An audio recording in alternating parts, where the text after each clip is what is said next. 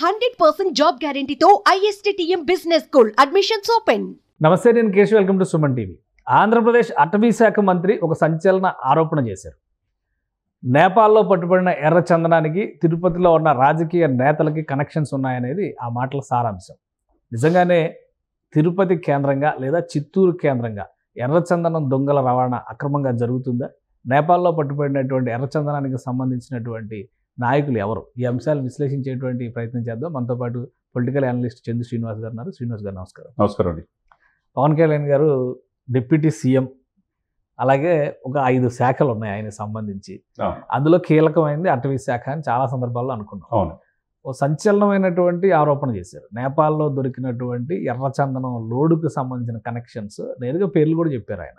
పెద్దిరెడ్డి ఫ్యామిలీకి సంబంధం ఉంది. సో ఎంతవరకు ఇది నమ్మొచ్చు? ప్రజల్లో కూడా ఒక ఆసక్తి ఉంది. నిజంగా మంత్రుల స్థాయిలో ఉన్న వ్యక్తులు ఇలాంటి చర్యలకు పాల్పడతారా అనేటువంటి అనుమానాలు ఉన్నాయి.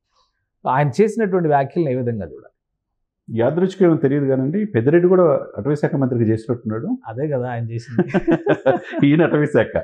ఇప్పుడు ఆ శాఖకి ఆయన మచ్చ తెచ్చాడు అనుకోవాలా, ఈ శాఖకు అన్నీ తెస్తాడు అనుకోవాలా పవన్ కళ్యాణ్ గారు? ఎందుకంటే వీళ్ళ దగ్గర ఎవిడెన్స్ లేకపోతే మాట్లాడరు. మీరు రాష్ట్రాల సరిహద్దును దాటిచ్చారు కానీ మంత్రులు, మాజీ మంత్రులు, పెద్దిరెడ్డి రామచంద్ర పేరే వదిలించాడు.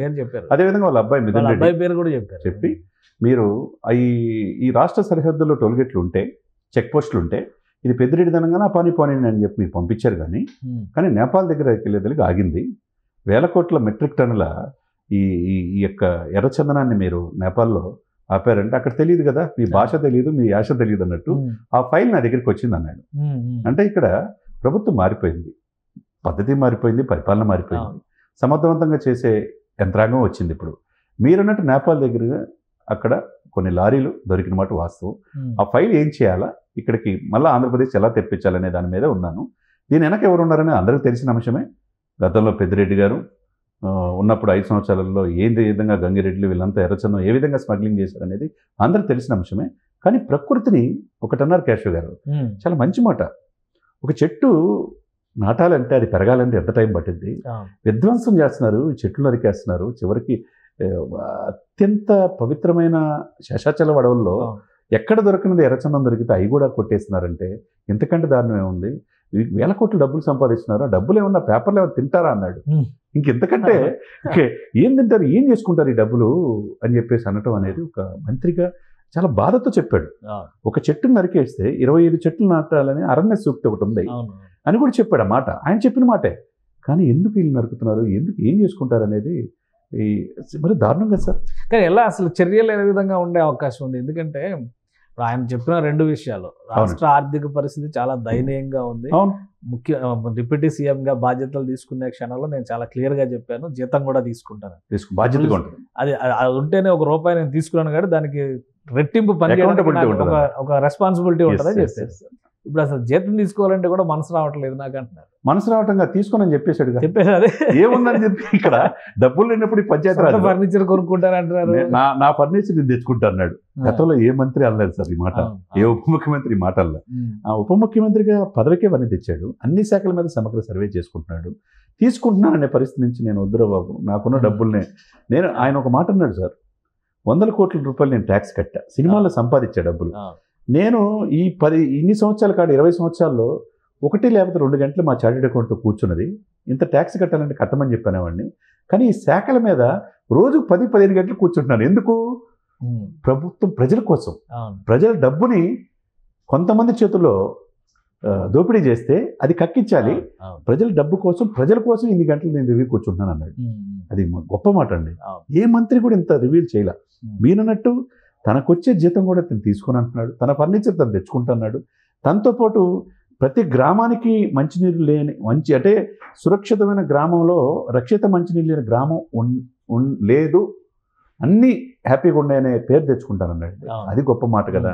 కాబట్టి మీరన్నట్టు వైల్డ్ లైఫ్ యాక్ట్ అనేది ఒకటి ఉందండి, అటవీ రక్షణ చట్టం తను చేసుకుపోతుంది. ఈ యొక్క ఓబులాపురమైన మాటున అనేక అడవిని ఆక్రమించుకుంది మనం చూసాం.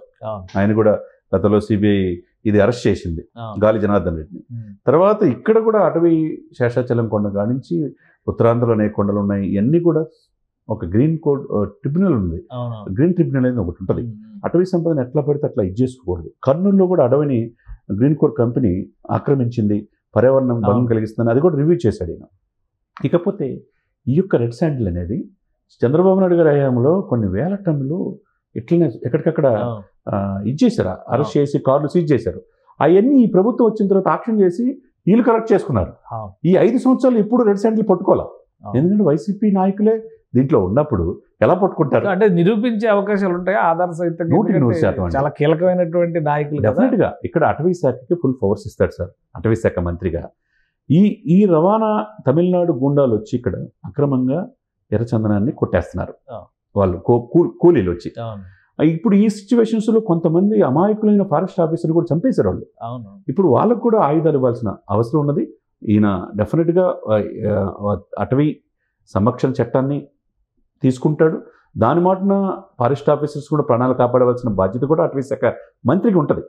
కాబట్టి ఈయన ఈ చట్టాన్ని తీసుకొని ఎవరైనా దీంట్లో పెద్దిరెడ్డి ఉన్నా, మిథున్ రెడ్డి ఉన్నా, గంగిరెడ్డి ఉన్నా, వైసీపీ నాయకులు ఎవరున్నా కానీ ఎంతమంది ఈ అడవిని విధ్వంసం చేస్తున్నారో, ఎర్రచందన స్మగ్లింగ్ చేస్తున్నారు, ఈ 5 సంవత్సరాల్లో ఎంత చేశారు, ఎంత విదేశాలకు వెళ్ళినాయి అనేది కూడా బయటకు తీయాల్సిన బాధ్యత డెఫినెట్గా ఉంటుంది. అటవీ పర్యావరణం కాపాడే మంత్రిగా పవన్ కళ్యాణ్ గారు డెఫినెట్గా అందులో ఆయన నిజాయితీకి నిలువెత్తు నిదర్శనం. కాబట్టి డెఫినెట్గా చట్టం ప్రకారం వీళ్ళకి శిక్ష పడాల్సిందే. రాజకీయ పరమైనటువంటి అడ్జస్ట్మెంట్లు ఉన్నాయి ఇందులో, ఒకరి మధ్య ఒకరికి అవగాహన ఉంది, కొంతమంది పార్టీలకు సంబంధం లేదు, అందరూ కలిసికట్టుగా చేస్తున్నారు అనేటువంటి ఒక విమర్శ వినిపిస్తుంది. సో అట్లాంటి పరిస్థితి వస్తే సొంత పార్టీ నాయకులు లేదా మిత్రపక్షాల నాయకులు ఎవరన్నా ఇందులో ఇరుక్కుంటే ఏంటి పరిస్థితి? నేను ఒక మాట చెప్పమంటారు, పవన్ కళ్యాణ్ గారి మెంటాలిటీని బట్టి దాంట్లో ఒకవేళ జనసేన వాళ్ళు కూడా ఉన్నా వాళ్ళని కూడా శిక్ష చేయమంటాడు, పార్టీ నుంచి బహిష్కరిస్తాడు. అందులో ఆయనకు rule is rule, rule for all. తన అన్నతోనే విభేదించి పార్టీని పెట్టినాడు సార్. పార్టీ ప్రజల కోసం, ఆంధ్రప్రదేశ్ ప్రజల కోసం పెట్టినాడు, దశాబ్దం నడిపినాడు. ఎన్నో అవమానాలు, ఎన్నో అవహేళనకు గురైనాడు. తన కుటుంబాన్ని, తన ఫ్యామిలీని ప్యాకేజ్ చేశారు, మ్యారేజ్ చేశారు. మీకు తెలియదు ఏముంది, జగన్మోహన్ రెడ్డి గారితో పాటు మంత్రులందరూ అసెంబ్లీ గేటు దాటనేమన్నారు. మొక్కువని దైనంతో ఒక స్థిత ప్రజ్ఞలాగా ఈ రోజు ఉన్నాడు. కాబట్టి ఈ రోజు అంత గౌరవప్రదంగా అందరూ ఆయన చుట్టే తిరుగుతుంది రాజకీయాలు. అటవీ శాఖకి సంబంధించి సంచలనాలు నమోదయ్యే అవకాశం 100% ఉంటాయి. డెఫినెట్గా సంచలనాలు ఉంటాయి. దీంట్లో దీనైనాక ఎవరున్నా కానీ డెఫినెట్గా బయట తీసుకొచ్చి ప్రజా కోర్టులో నిలబెడతాడు, డౌటే లేదు అందులో. రైట్, థ్యాంక్ యూ శ్రీనివాస్ గారు, మీ అభిప్రాయం తెలియజేసినందుకు. ఇది నేపాల్లో పట్టుబడినటువంటి ఎర్రచందనం దొంగలకి సంబంధించిన ఆనవాళ్లు చిత్తూరు కేంద్రంగానే ఉన్నాయని ఉప ముఖ్యమంత్రి పవన్ కళ్యాణ్ తేల్చి చెప్పేశారు. దీనికి సంబంధించినటువంటి ఆధారాలపైన కూడా అధ్యయనం చేస్తున్నట్టు చెప్తున్నారు. అతి త్వరలోనే మరిన్ని సంచలనాలు ఈ కేసులో బయటపడేటువంటి అవకాశాలు కనిపిస్తున్నాయి. ఇది special discussion, keep watching. Suman టీవీలో మీ పర్సనల్ అండ్ బిజినెస్ ప్రమోషన్స్ కోసం కింది నెంబర్కి కాంటాక్ట్ చేయండి.